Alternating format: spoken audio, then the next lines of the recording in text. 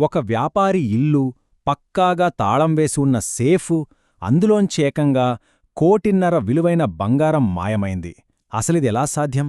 రండి, ఈరోజు మనం ఈ నిజజీవిత రహస్యాన్ని ఛేదించే ప్రయత్నం చేద్దాం. అవును, మీరు విన్నది కరెక్టే. 1.5 కోటి రూపాయలు. అక్షరాలా 1.5 కోటి. అంటే ఇది మామూలు దొంగతనం కాదన్నమాట. ఒక పెద్ద సంపదే గాలిలో కలిసిపోయింది. అసలు చిక్కుముడి ఇక్కడే మొదలవుతోంది. ఆలోచించండి, తాళం వేసి ఉన్న సేఫ్లోంచి బంగారం మాయమవడమేంటి? అంటే ఎవరూ బలవంతంగా తీసినట్టూ లేదు. ఇది వినడానికే అసాధ్యంగా ఉంది కదా. సరే, మరి ఈ సంఘటన ఎక్కడ జరిగిందంటే ప్రముఖ టైల్స్ వ్యాపారి దీపక్ పటేల్ ఇంట్లో. ఇప్పుడు మనం ఈ కేసులోకి కొంచెం లోతుగా వెళ్దాం, అసలేం జరిగిందో తెలుసుకుందాం. ఓకే, కేసు వివరాల్లోకి వెళ్తే బాధితుడు దీపక్ పటేల్. ఈయన ఒక పెద్ద టైల్స్ వ్యాపారి. ఇది జరిగింది కొత్తపేట గ్రీన్ హిల్స్ కాలనీలో. పోయిందెంతో తెలుసా? సుమారుగా 1 కిలో బంగారు ఆభరణాలు.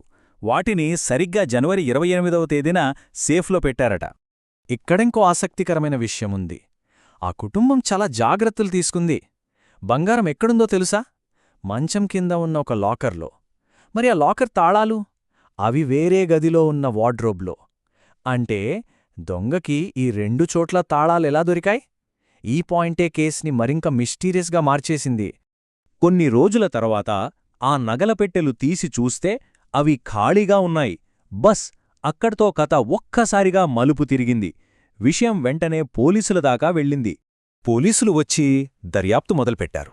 వాళ్లకు దొరికిన మొదటి, చాలా ముఖ్యమైన క్లూ ఏంటంటే ఇంట్లోకి ఎవరూ బలవంతంగా చొరబడిన ఆనవాళ్లే లేవు.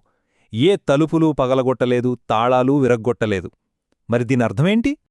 అదే కదా, తాళాలు పగలకొట్టకుండా దొంగతనం జరిగిందంటే ఇంట్లోకి రావడానికి యాక్సెస్ ఉన్నవాళ్లే ఈ పని చేసుండాలి. ఈ ఆలోచన రాగానే పోలీసుల అనుమానం తెలిసిన వాళ్లమీదికి, బహుశా ఇంట్లో వాళ్లమీదికే మళ్ళింది. ఇక్కడితో ఇన్వెస్టిగేషన్ మొత్తం డైరెక్షన్ మార్చుకుంది. అనుమానితుల కోసం బయట వెతకడం ఆపేసి ఆ ఇంటి 4 గోడల మధ్యే వెతకడం మొదలుపెట్టారు. అప్పుడు బయటపడ్డ నిజం అందరినీ షాక్కి గురిచేసింది. ఆ దొంగ మరి ఎవరో కాదు, సాక్షాత్తు ఆ వ్యాపారి సొంత కూతురే. ఆ అమ్మాయి పేరు రియా పటేల్. బాధితుడైన దీపక్ పటేల్ కూతురు, పైగా ఒక ఎంబీఏ స్టూడెంట్. అంటే ఎవ్వరూ కనీసం అనుమానించలేని వ్యక్తి. కన్నకూతురే ఇంత పనిచేసిందని తెలియగానే అందరూ నిర్ఘాంతపోయారు. సరే, దొంగ ఎవరో తెలిసిపోయింది. కాని అసలు ప్రశ్న ఇంకా మిగిలి ఉంది. ఇంత బాగా చదువుకుని మంచి వసతులున్న కుటుంబానికి చెందిన అమ్మాయి తన సొంత ఇంట్లోనే ఎందుకు దొంగతనం చేస్తుంది? దాని వెనుక కారణమేంటి? ఆ కారణం తెలుసుకునే క్రమంలోనే ఈ కథలో మరో ముఖ్యమైన పాత్ర ఎంటర్ అయ్యింది. అవును, ఈ దొంగతనం వెనుక కేవలం ఆ అమ్మాయి మాత్రమే లేదు.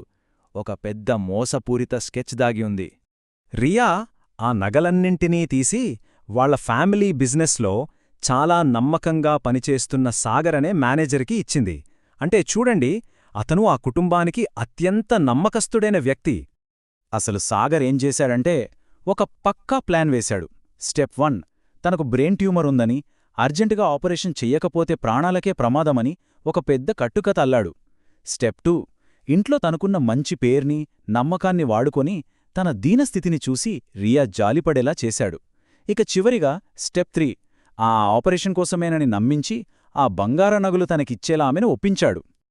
ఈ నిజమంతా బయటపడ్డాక తండ్రి దీపక్ పటేల్ ముందు ఒక పెద్ద సందిగ్ధత వచ్చిపడింది.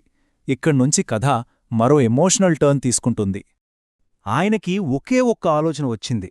నా కుటుంబం పరువు ప్రమాదంలో పడిందే. న్యాయం, శిక్ష వీటన్నింటికంటే కుటుంబ పరువు కాపాడుకోవడమే ముఖ్యమనాయననుకున్నారు. ఈ ఒక్క మాట చాలు ఆ తండ్రి ఎంత వేదన పడుతున్నారో అర్థం చేసుకోవడానికి. అందుకే ఎవరూ ఊహించని ఒక నిర్ణయం తీసుకున్నారాయన. తన కూతురు ఆ మేనేజర్ మీద పెట్టిన కేసును వెనక్కి తీసుకోవాలని పోలీసులను రిక్వెస్ట్ చేశారు. ఈ విషయం అందరినీ ఆశ్చర్యానికి గురిచేసింది. చూడండి, ఆ తండ్రి ముందున్నవి 2 దారులు. ఒకటి, న్యాయం వైపు నిలబడటం.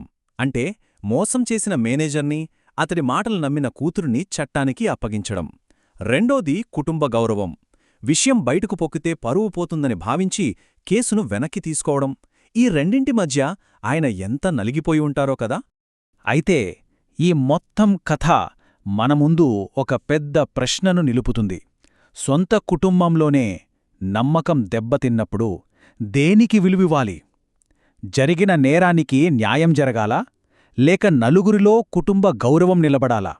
న్యాయమా, గౌరవమా, ఏది ముఖ్యం?